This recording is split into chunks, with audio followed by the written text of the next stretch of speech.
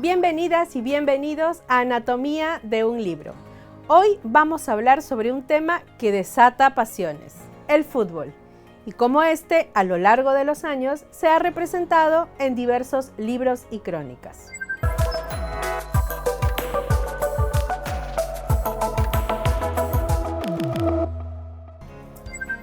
Puede que seas amante del fútbol, asiduo a los estadios y que incluso conozcas la lista de jugadores que han sido convocados para el próximo partido de Perú por las eliminatorias. Pero puede también que no te guste este deporte o que los ánimos futboleros no estén de nuestro lado por ahora y eso te desanime. Pero estoy casi segura de que te acuerdas de ese miércoles 15 de noviembre de 2018, día en el que el Perú clasificó después de 36 años a un mundial de fútbol. A mí aún se me pone la piel chinita cuando lo recuerdo. David Wood, en su ensayo Fútbol, Cultura e Identidad en el Perú, nos cuenta que el estudio del fútbol en nuestro país tiene su auge en la década de 1970, pues se marcaron los primeros hitos importantes. Primero, Perú llegó a cuartos de final en el Mundial de México 70. Segundo, ganó la Copa América en 1975 y tercero, Universitario de Deportes fue el primer equipo peruano en llegar a la final de la Copa Libertadores en 1972. Pero no solo ello, en esta misma década se empezaron a publicar los primeros ensayos sociológicos y periodísticos sobre la tradición futbolística y también aparecieron varias obras literarias inspiradas en el deporte rey. Con el paso de los años, el fútbol ha calado en todas las áreas de la ciencia. En la historia, por ejemplo, han proliferado las investigaciones relacionadas al origen de este deporte. La medicina no se quedó atrás. Se vio los estudios de los efectos del ejercicio físico y el tratamiento de enfermedades y lesiones. En la psicología, hay una rama que se encarga de la motivación antes, durante y después de los encuentros deportivos. En los negocios, por ejemplo, hemos visto este paso del entretenimiento del pueblo a la industria millonaria que es ahora el fútbol. En la educación, pues aprender la parte técnica y metodológica también es importante, entre otras disciplinas. El fútbol es el deporte más popular del mundo. Pero vayamos a lo que nos interesa el día de hoy. Los libros. El espacio literario que ocupó el boxeo, con escritores como Cortázar y Borges hablando de él y utilizando metáforas como la novela siempre gana por puntos, mientras que el cuento debe ganar por nocaut, desde hace algunos años hasta la actualidad lo ocupa el fútbol. Dos de mis libros favoritos son El fútbol a sol y sombra del uruguayo Eduardo Galeano, publicado en 1995. Este maravilloso texto describe a los personajes que intervienen en este mundo. Por ejemplo, al arquero lo describe así: está condenado a mirar el partido de lejos, sin moverse de la meta. Aguarda a solas, entre los tres palos, su fusilamiento. Antes vestía de negro como el árbitro. Ahora el árbitro ya no está disfrazado de cuervo y el arquero consuela su soledad con fantasías de colores. Él no hace goles, está allí para impedir que se hagan. El gol, fiesta del fútbol. El goleador hace alegrías y el guardameta, el aguafiestas, las deshace. Otro que no puede faltar si hablamos de fútbol y literatura es Osvaldo Soriano y su libro Arqueros, Ilusionistas y Goleadores. Un libro que recopila todos los textos sobre fútbol que Soriano publicó durante toda su carrera. Estos son solo dos ejemplos, pero creo que nada ha hecho correr más ríos de tintas y páginas impresas que las crónicas y ensayos sobre fútbol. Por ello, hoy tengo el honor y el placer de conversar con nada más y nada menos que Daniel Tittinger, periodista con más de 15 años de experiencia en la dirección de medios de comunicación. Daniel fue director periodístico de RPP Noticias y del diario deportivo Depo. Fue también director de una revista maravillosa llamada Etiqueta Negra, y además es autor de 5 libros de crónicas periodísticas y perfiles biográficos. Actualmente es el director general de Perú de Llorente y Cuenca, una de las consultoras de comunicación más importantes de nuestro país. Me quedo corta presentándote, Daniel. Bienvenido, gracias por aceptar esta entrevista. Gracias, Libet, ¿cómo estás? Gracias por invitarme aquí, tan bonito. Quiero empezar con una pregunta bastante personal. ¿Qué significa el fútbol para ti? Es que yo te diría que es todo, si no fuera porque tengo un trabajo y tengo familia. Pero es todo lo que queda de tiempo fuera de mis obligaciones como padre y como, qué sé yo, como parte también de un trabajo, ¿no? de una oficina. En verdad el fútbol me encanta, siento que está incorporado a mi vida, ni siquiera es que lo vea como parte de una broma, está totalmente incorporado, es sumamente pasional y por ser pasional también es inexplicable, ¿no? Uh-huh. Me acompaña desde niño, ¿no? Soy un gran espectador, un pésimo jugador y para lo que nos convoca aquí me encanta leer también sobre fútbol, ¿no? Hay muchísimo, o sea, el género de crónica deportiva en general, pero de crónica futbolística en específico, es épico, ¿no? O sea, es épico, es un drama. Es eso, es un drama donde puedes terminar absolutamente triste y frustrado, como en la gloria, ¿no? ¿Y cómo así te acercaste a la crónica? Porque tú estudiaste comunicaciones. Sí. Saliendo de la universidad trabajé, o sea, hacía prensa diaria local, ¿no? En un medio de comunicación, policiales, y era como en esa época hubo una explosión de la crónica en América Latina, con revistas como la que después dirigí, como Etiqueta Negra, Gato Pardo en Colombia, uh-huh. ¿no? El Malpensante también en Colombia. Había en Latinoamérica en general un boom de la crónica. Y con eso acabé mis estudios, digamos, o sea, los empecé con poca idea de qué quería hacer yo como comunicador, como periodista, porque estudié periodismo, pero terminé los últimos años ya empapado de esta corriente que me fascinó, ¿no? Que era el hecho de poder contar historias reales como si fueran con las técnicas que se usaban en la ficción, uh-huh. ¿no? Y con esos últimos años en la universidad ya decidí que por ahí tenía que ir mi trabajo, ¿no? Más allá de tener que hacer periodismo del día a día en esta redacción que te decía, ya apuntaba que yo lo que quería hacer era escribir. E incluso en ese trabajo que tenía en mis tiempos libres, cuando lo sabía, podía escribir alguna crónica en ese diario, ¿no? Tenía la oportunidad de un día, qué sé yo, ir el día que no me tocaba trabajar para poder buscar una historia. ¿Dirías tú que, por ejemplo, en Perú, en Argentina, en Colombia, hay una fascinación por la crónica? Porque sinceramente yo no me imagino a un ruso, por ejemplo, escribiendo una crónica sobre fútbol. Ligado al fútbol específicamente. Bueno, yo te diría que es una tradición bien... Lo que sí estoy seguro es que no hay buenas novelas de fútbol. Salvo que alguien tenga un ejemplo que demuestre lo contrario. Pero el género periodístico es perfecto para contar esa cosa difícil de contar que es este deporte, ¿no? Yo sí creo que debe ser universal, salvo en países donde no se juegue, y es latinoamericano en el sentido de que quita a Argentina y quita a Brasil de lo que te voy a decir, pero en el sentido de que las mejores historias son las historias más tristes también, pues, ¿no? Salvo que escribas, no sé, un libro sobre la felicidad, que los he leído también, ligados al fútbol también, a hazañas épicas, pero sobre todo lo que termina siendo nuestra historia como región, de nuevo, quita a Brasil y Argentina de esta ecuación, es la historia del fracaso, pues, ¿no? Y la historia de la frustración, y la historia del casi ganamos, ¿no? Jugamos como nunca, perdimos como siempre. No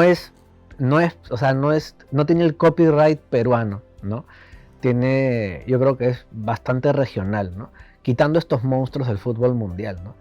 Que por coincidencia uno de estos países, Argentina, creo que tiene a los mejores autores de crónicas de fútbol, te iba a decir en español, pero yo creo que traducidos incluso, ¿eh? O sea, hay toda una corriente y toda una cultura y hay toda una educación ligada a escribir sobre hazañas futbolísticas en ese caso, ¿no? Tú decías hace unos minutos que de repente no encontramos novelas o no encontramos ficción o una buena historia contada en ficción relacionada con el fútbol, pero algunos libros que te hayan atrapado, que tengan esta temática, que pueden ser desde ficción, pero también como no ficción. Para mí el libro perfecto, o sea, el mejor libro de fútbol que existe en el mundo, es de Andrés Burgo, que es un periodista, escritor argentino, que escribió un libro que se llama El Partido, sobre este partido de México 86 entre Argentina e Inglaterra, donde se metió el mejor gol de la historia de los mundiales, que lo hizo Maradona, y el gol de mano, ¿no? En la mano de Dios. En el mismo partido sucedieron esos dos hechos históricos. Y el libro de Andrés te narra el antes, el durante y el después, pero claro, el antes y el después ahí nomás, casi que empieza en el bus yendo al estadio Azteca. Es un libro increíble. Y lo que pasa con la crónica periodística y el fútbol es que el fútbol es, lamentablemente, casi que te diría porque la FIFA hace ahí sus cosas raras con experimentos con el fútbol, el VAR, ¿no? Esos tiempos suplementarios de 10 minutos. Pero bueno, digamos que es el deporte que más se parece a la vida, en el sentido incluso temporal, ¿no? O sea, el fútbol dura 90 minutos. No hay, si tú ves cualquier otro deporte, hay pausas, ¿no? Pausas marcadas, muy definidas, o sea, el horario, que son deportes que no tienen hora de inicio, o sea, tienen hora de inicio pero no tienen hora de fin. Ponme el deporte que quieras. El fútbol dura 90 minutos, que son 90 minutos en tu vida, ¿no? Digo, lamentablemente ahora se están haciendo cambios que van en contra de lo que te digo, ¿no? O el VAR, ¿no? A mí me encanta, por ejemplo, la equivocación en el fútbol. O sea, creo que es parte del deporte, parte de la gracia del deporte era el árbitro equivocándose, el árbitro siendo ser humano, ¿no? No corrupto, ¿eh? No el árbitro corrupto, sino el árbitro que se equivocaba. Además, ¿no? con los peruanos que nosotros solemos echarle la culpa siempre al árbitro. Claro, el árbitro, sí, los peruanos que nos meten el gol en el último minuto, ¿no? Yo cuando fui ahora el último, el Perú-Brasil, que claro, el último minuto te mete un gol, y eso reafirma mi hipótesis de que si el fútbol durase 89 minutos, estaríamos en la final de todos los mundiales. Claro, es una locura, nos hace un gol siempre, o nos hacían goles siempre y hemos vuelto a la mecánica de Perú. Pero entonces creo que por esa razón, porque es el deporte más parecido a la vida, hasta incluso en la temporalidad, es que creo que el género perfecto para narrarlo es el periodístico. Y el periodístico no me refiero al responder a la pregunta qué, cómo, cuándo, quién, dónde, ¿no? Tantos goles, no, sino el periodístico desde la crónica.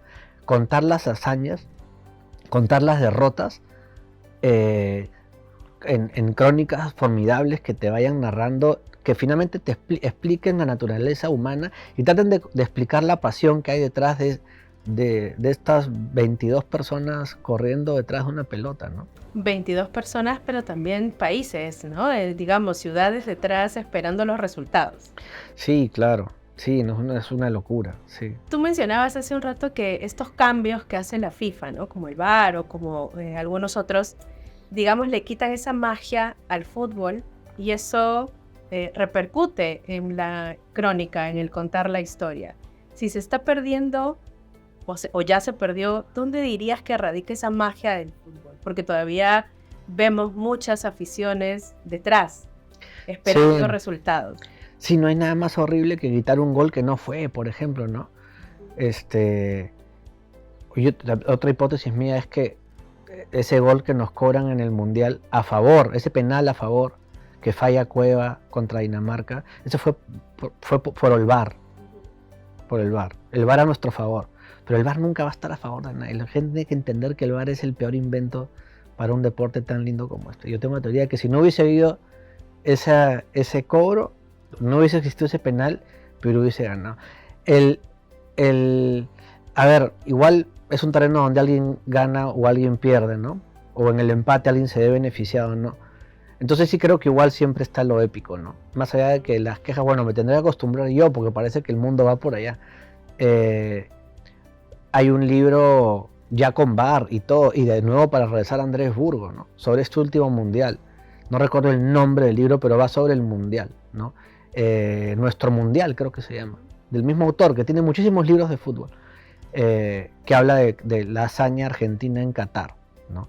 Y creo que es eso, o sea, creo que el mundo vivió con emoción, no digo a favor, simplemente con emoción, el mundial de este chico, de Messi, sacándolo adelante, ¿no? Y no tienes que ser argentino, peruano, neozelandés, creo que al final termina siendo, diciendo, se lo merece, ¿no? O sea, lo que sea francés, ¿no?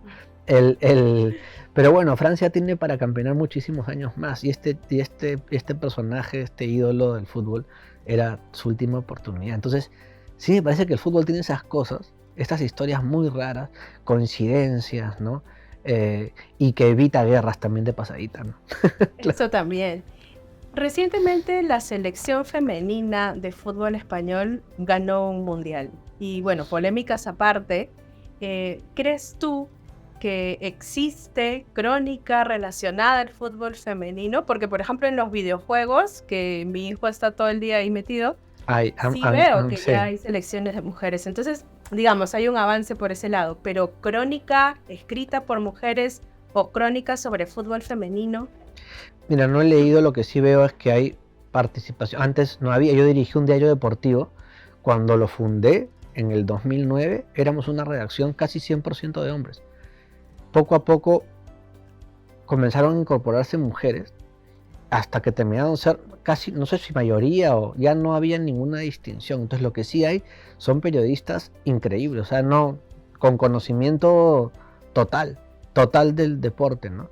Y eso ahora además ya no hay ningún tema en prender la tele y que la narradora sea mujer, o sea, ya ni siquiera suena extraño, ¿no? Entonces eso sí lo he visto. Crónica como tal, como la que yo leo, ¿no? Una aproximación literaria al deporte no la tengo en el radar, pero debería existir, estoy seguro que la hay y que la ignorancia es mía, ¿no? O sea, sí me da pena que, por ejemplo, España haya campeonado y lo que más sepamos es esto que sucedió al final, ¿no? Lo del ni siquiera sé si llamarle beso, lo del tipo agarrando a la jugadora, y que bueno, generó toda una corriente de indignación y en algo cambiará también el mundo gracias a eso, ¿no? Esperamos. Claro, pero no se habló de lo que se tiene que hablar, que es estas chicas quedaron campeonas del mundo en un tremendo campeonato, ¿no? Con este patán en la banca y además otro en la federación. Sí, porque además parece que la noticia vende siempre y cuando hay un hombre involucrado, digamos. Que es verdad, ¿no? Sí, es verdad. Porque sí. Además luego recuerdo también que ya se volvió muy grande, ¿no? La bola de nieve, digamos, y se seguía hablando de el personaje, pero no se habló, o muy poco, sobre, como dices tú, la selección, el mundial, el juego, ¿no? Todo lo que yo leía en todas partes del mundo, en toda la prensa del mundo, era eso. No había una celebración del hecho de que ellas saliesen campeonas. Yo no sé qué hubiese tenido que pasar en el fútbol masculino para que se hable de otra cosa. Claramente no un episodio así, pero ¿qué tendría que pasar para que no se hable del partido? Es ridículo, ¿no? Sí, efectivamente. Salvo que sea una juerga, ¿no? Bueno, eso ya es el post partido a lo que nosotros nos hemos acostumbrado como peruanos. Existe el estereotipo de que el futbolista solamente piensa en la pelota, digamos, solo en el partido, y es como si su cerebro no tuviera mayor alcance, ¿no? ¿Crees que eso es así? ¿Se te viene a la mente algunos libros escritos por futbolistas, pero realmente escritos por futbolistas, no he pedido? No ha pedido, claro. Bueno, no sé, igual, claro, es que es mucho de educación, ¿no? O sea, ahorita en el Perú, no. Te podría hablar de, claro, son ejemplos mundiales hartamente conocidos, pero es al revés, ¿no? Un escritor como Camus, que era arquero, Nabokov también era arquero, y bueno, Valdano, pero son otro tipo de libros, ¿no? Casi de estos libros de liderazgo, ¿no? Que hay mucho. De negocios, creo. Sí, también. de negocios. El mismo Gareca tiene El mucho Tigre, discurso ¿no? por Sí, decir, sí. ahora ha estado dictando una charla de recursos humanos. Entonces, es bien difícil, ¿no? Es una pregunta, no, la verdad es que no sé, que de repente no desde una aproximación literaria de ficción, de repente sí desde el juego o desde esto, el juego en equipo. Eso debe haber muchísimo, me imagino, en diferentes Yo partes, recuerdo, ¿no? te lo preguntaba A porque ver. yo recuerdo haber leído hace algunos años un libro del exfutbolista francés Lilian Thuram, Ujú. que se llama Mis estrellas negras, si es que mal no recuerdo, donde habla, básicamente hace un recorrido por todos sus íconos, porque luchaba contra el racismo, ¿no? En las canchas y a nivel social. Entonces recuerdo que leí, llegó a mis manos este libro y me enamoré. Entonces, para mí, en ese momento, yo pues habré tenido 25 años aproximadamente, y para mí fue un descubrimiento porque a mí me encanta el fútbol, pero nunca había visto a un, digamos, futbolista o exfutbolista dedicándose a las letras, ¿no? Dedicándose a escribir. Así que puede parecer extraño, ¿tú crees? Sí, extraño, en verdad sí, porque es como que todo el tiempo están pensando en una pelota, y además una carrera rápida, ¿no? Una carrera, o sea, a los 35 años eres un viejo, ¿no? Pero igual tiene que ver con la educación y qué tanto te gusta o no te gusta la literatura. Escritores, futbolistas, lectores, sí sé que los hay. Es que se pongan a hacer literatura y que lo escriban ellos, ¿no? Hablando del fútbol de hombres, la veo más compleja, más difícil, ¿no? Más difícil. Seguro a través de un escritor fantasma, ¿no? De un tercero podría ser, ¿no? De un pedido, ¿no? De un pedido, así que alguien que se lo editen a alguien y lo edite bonito. Pero existe esta figura, ¿no? Eso que tú dices ahora de hacerlo por pedido de este escritor Sí, fantasma. sí, sin Además hay duda. una película, Sin recuerdo, duda, sí. claro. Y es una práctica muy habitual, es más, a veces pasa también entre escritores ya reconocidos. Yo me acuerdo haber trabajado en la editorial Peisa en su momento y haber publicado el libro de Freddy Ternero, que murió, ¿no? Que era que fue el entrenador que hizo campeón a Cienciano en la Sudamericana y en la Recopa. Y se publicó un libro de nuevo de autoayuda que se llama Así se puede, que era como el grito de ese momento con Cienciano, ¿no? En la misma época publicamos un libro de Ángel Capa, argentino, pero claro, él le gusta escribir, ¿no? Digamos, es un técnico, ¿no? Los técnicos tienen más libros, mira. También has escrito libros, Daniel. Dentro de estos libros tienes un perfil de Julio Ramón Ribeiro. A mí me encanta, además. ¿Era amante del fútbol? ¿Hay alguna historia que puedas rescatar y nos puedas contar? Sí, era hincha de la U. O sea, estaba bien encaminado en la vida, claramente. Me parece cierto. Sí, era futbolero.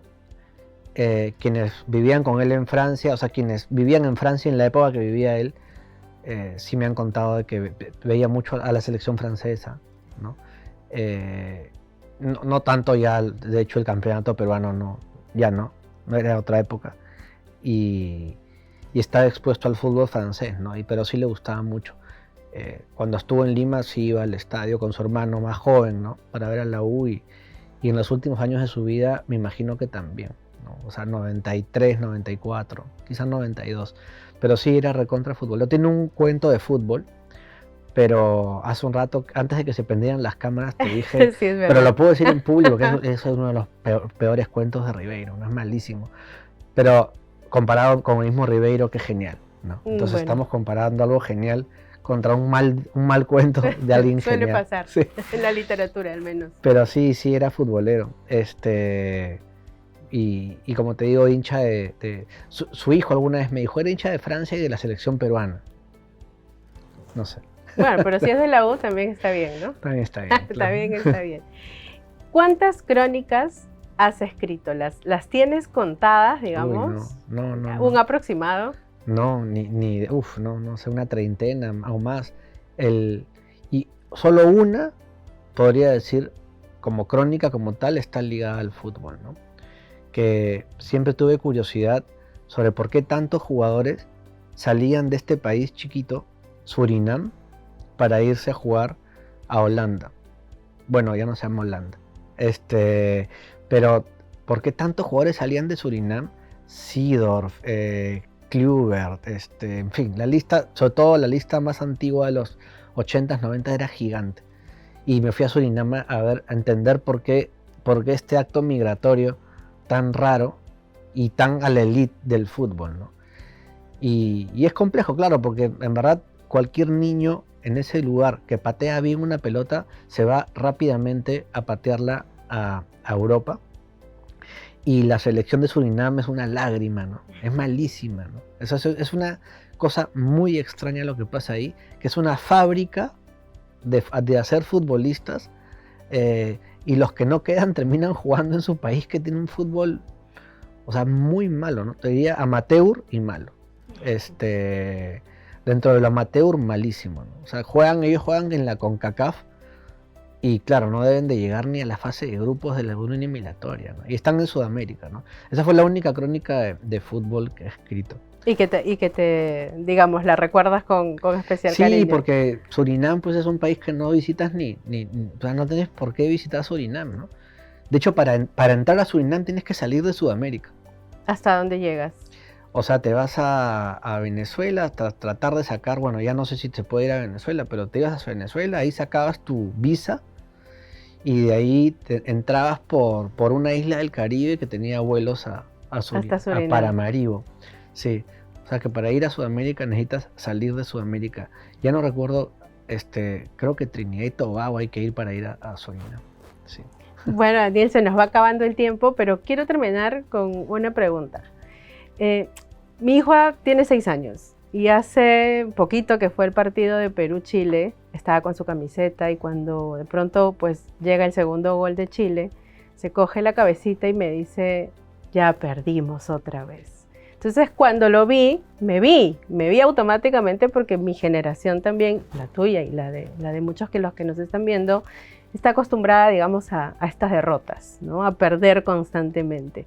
Y en uno de tus escritos en El Comercio, que se llama La generación sin miedo, tú hablabas de tu hijo también, de Gabriel, y decías que él te hizo una pregunta. Claro, tu hijo tiene 6 y al toque hice la resta y claro, él no vio el Mundial de Rusia. No, ¿no? Estaba, pero no claro, lo vio. Pero no lo vivió, digamos. Y mi hijo tiene 14, entonces lo agarró en un momento en donde era consciente de lo que estaba jugándose, ¿no?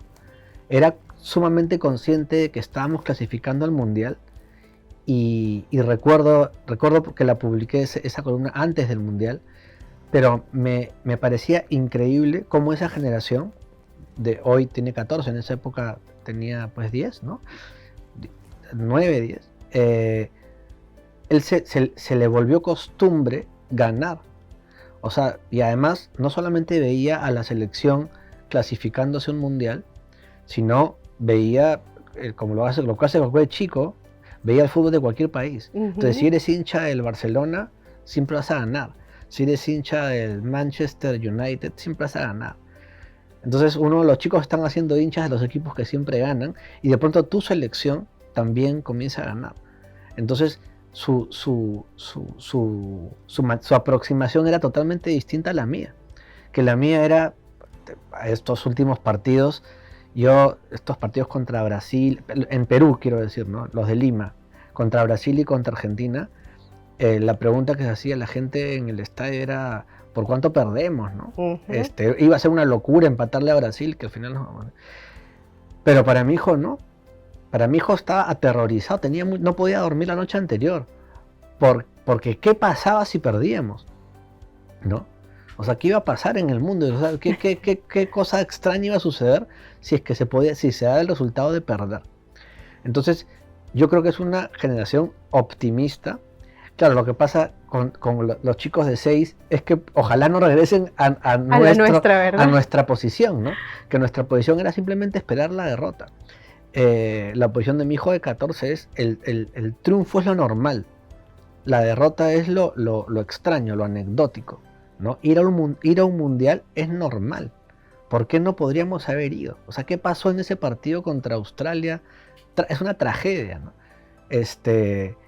Para gente de mi generación es como, bueno, más de lo mismo, ¿no? Lo de Rusia fue un hipo raro. Otra vez, claro. ¿no? Entonces ahora veo con miedo que estamos volviendo a lo de antes, ¿no? Al 0 puntos, bueno, 1 punto, a la juerga postpartido, a un técnico que no sabe manejar el vestuario, o por lo menos eso se dice, y eso me da un poco de miedo, ya no ni siquiera de cara a la selección peruana, sino de cara al país que estamos construyendo, ¿no? Entonces tu hijo, mi hijo van a ser adultos en un país, ¿cómo? Y ojo que el fútbol, se puede usar el fútbol como también la economía del país y como también las cosas importantes, ¿no? Porque el fútbol ya sabemos que es importante, pero es de lo menos importante. Entonces me da mucha pena que así como me alegraba en ese momento habíamos clasificado a Rusia y me alegraba verlo tan optimista y con la posibilidad con un chico de 9 años de que jugaremos la final del mundial, ¿no? Porque lo merecíamos, ¿no? Por supuesto no lo iba a desmentir, pero y ahora viéndolo tan frustrado, yo como que ya es lo mismo, pero él no, él está frustrado.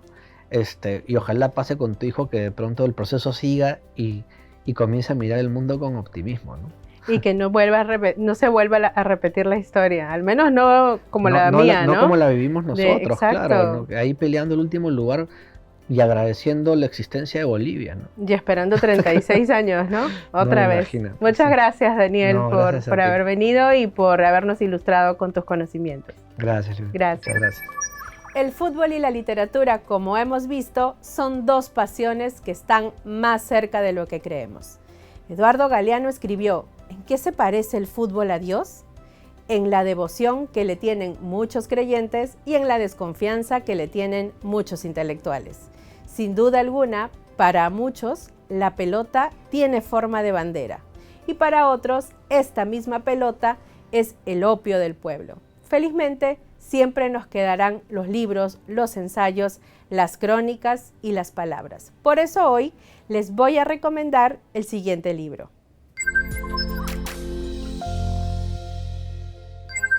La vida que pensamos, cuentos de fútbol, escrito por Eduardo Sacheri. Las historias que se cuentan en este libro traen a colación, de un modo u otro, los grandes temas que gobiernan nuestras vidas como seres humanos. El amor, el dolor, la muerte, la amistad, la angustia, la traición, el triunfo y la espera. Sin embargo, no resulta sencillo ingresar en estos temas de frente y sin atajos. Por ello, Sacheri, a través del fútbol, ingresa a esos mundos íntimos en los que se juegan asuntos mucho más definitivos. El fútbol es un escenario o un telón de fondo de las cosas esenciales que señalan y definen todas las historias de vida. Espero que hayan disfrutado de este programa tanto como yo. No olviden darle clic a la campanita y suscribirse al canal Cayetano Más. Y ya saben, lean mucho, lean poco, pero lean.